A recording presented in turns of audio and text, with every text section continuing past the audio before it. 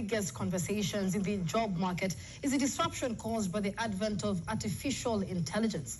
And it could potentially render some jobs irrelevant by 2030.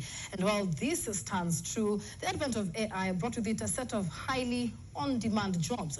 NTV's techie Brian George notices us the career path into some of these emerging opportunities.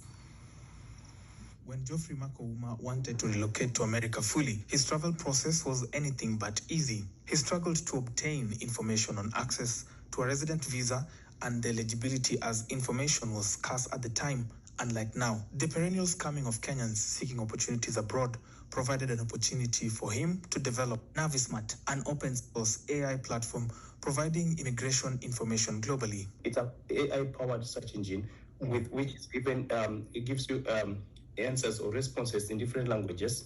It gives you with the citation, so you can be able to verify and check the website where the source came from. The second part is eligibility checker. So you can be able to confirm if you're eligible for a particular kind of visa. Sometimes there's so many, like say in the US here, there are many kind of visas, from temporary to permanent visa, from B1 student visa to employment-based visas to permanent immigrant visas. What you need to know is which one do you qualify for. Each category of visa has different eligibility criteria. So second part would be to check whether you're eligible.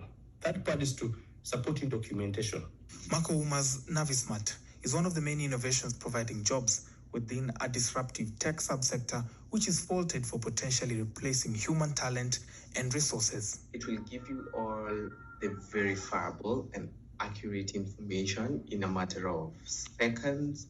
But even with the innovations such as Mak'Ouma's, there is yet a disconnect between techies and users. Getting information on whatever AI tool takes training, done by a back-end process known as prompt engineering. Prompt engineers design, test, and refine prompts to optimize the performance of AI models, particularly large language models, by crafting effective instructions and questions. Closely related to this role is an AI content trainer or a data annotator, whose role is to label data in text, images, and audio using a trained AI system, also review and correct AI outputs. An introductory course with a basic understanding of tools and concepts will take 2 to 3 months and can be studied online. After an introductory course follows an intermediate course, which takes between 6 and 12 months. Worth noting that learning processes and periods differ for different learners. And no, you don't need prior knowledge on tech, coding, or AI to get started.